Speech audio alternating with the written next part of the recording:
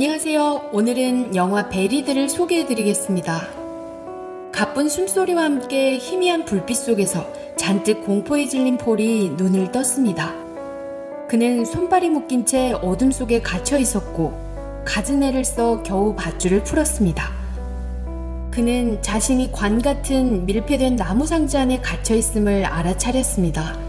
폴이 눈을 감고 나갈 방법을 생각하는 동안 갑자기 전화벨이 울립니다. 폴은 희망을 갖고 경찰에 신고하기로 합니다. 생각 끝에 그는 전화를 걸어 자신의 상황을 서술했지만 상대방은 말만 돌릴 뿐 별다른 대책을 내놓지 않았고 폴은 반복하여 설명할 수밖에 없었습니다. 사실 폴은 한 미국 회사의 트럭 운전기사로 이라크에서 파견 근무를 하고 있던 중 현지인들의 습격을 당한 것이었습니다.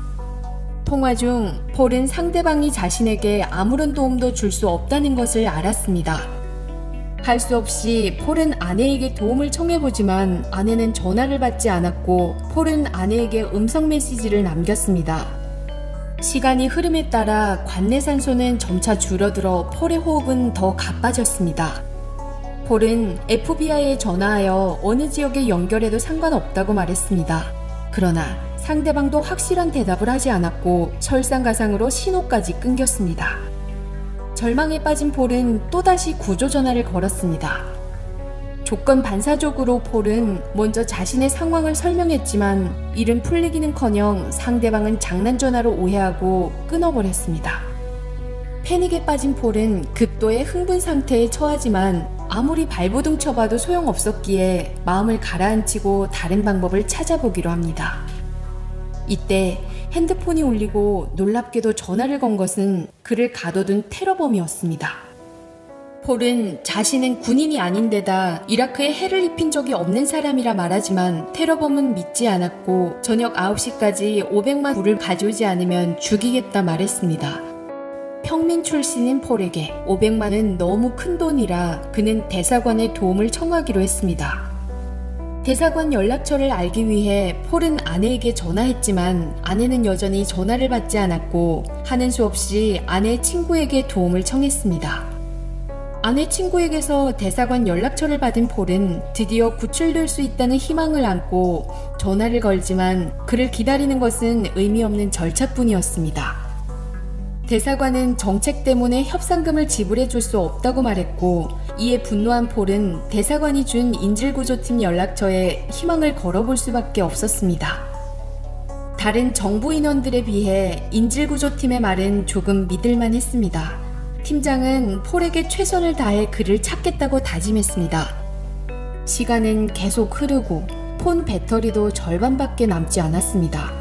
이때 테러범에게서 전화가 걸려오고 시간이 얼마 남지 않았으니 단서를 찾아보고 폴이 처한 상황을 영상으로 촬영해 미국 정부에 보내 압력을 가하라 말했습니다. 폴은 동영상 요구가 적힌 쪽지를 찾았습니다. 역시나 그는 극단주의 테러범이었고 미국과 이라크 전쟁의 재해에 대한 책임을 모두 미국 국민에게 돌리고 있었습니다. 협상 끝에 테러범은 100만만 주면 돌려보내주겠다고 하고 아니면 여기서 죽을 것이라 말했습니다. 시간은 흐르고 핸드폰 배터리도 2줄밖에 남지 않았습니다. 절망 속에서 폴은 가족들을 떠올렸습니다. 그는 병원에 전화하여 병상에 있는 어머니에게 안부를 전했습니다. 동영상이 지연되어서인지 화가 난 테러범은 폴의 동료를 납치한 영상을 보내며 폴의 영상을 미국 정부에 보내 압력을 가하지 않으면 동료를 죽이겠다 협박했고 폴은 그 말을 따를 수밖에 없었습니다. 이때 독사가 관 안으로 들어왔고 놀란 폴은 알콜로 뱀에게 불을 붙여 위기에서 벗어났습니다. 한 번에 많은 일을 겪은 폴은 제정신이 아니었습니다. 폴은 핸드폰에서 자신이 지금 쓰고 있는 번호를 발견했고 흥분한 폴은 번호를 아내에게 남기며 죽기 전 꼭 한번 통화하고 싶어 했습니다. 시간이 흐를수록 테러범들은 더욱 난폭해지고 그들은 폴의 동료를 살해하고 이로써 폴을 더 심하게 협박했습니다. 밖에서는 폭격 소리가 울려 퍼지고 정부와 테러범들의 싸움으로 땅은 몇 차례 흔들렸고 관 속으로 모래가 들어오기 시작했습니다. 이 긴장감 넘치는 순간 전화가 울렸습니다. 폴은 기대에 차서 전화를 받았지만 들려오는 것은 회사의 해고 처리 소식이었습니다.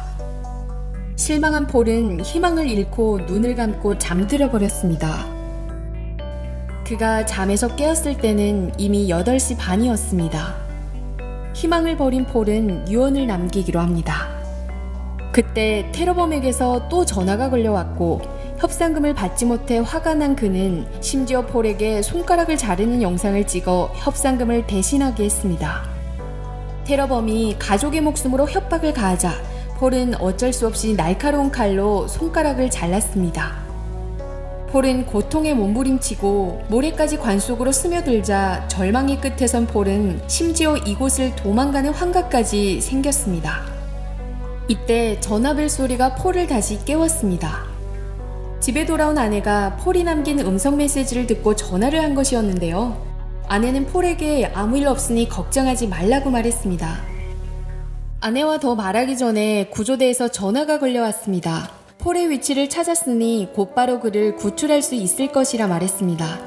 폴은 다시 희망을 품고 드디어 이 지옥 같은 곳에서 벗어날 수 있을 거라 믿었지만 더 큰 비극이 기다리고 있었습니다. 정부에서 사람을 잘못 찾은 것이었습니다. 영화는 구조대원의 끝없는 사과와 함께 폴이 모래 속에 잠기는 것으로 끝이 납니다. 살다 보면 어둠 속에 묻힌 것 같을 때가 있습니다. 다들 어둠 속에서 살아보려 발버둥치지만 딱딱한 절차와 차가운 인성들이 때론 테러범들보다 더 무서운 법입니다. 스낵무비였습니다. 재미있게 시청하셨다면 좋아요와 구독 부탁드립니다. 감사합니다.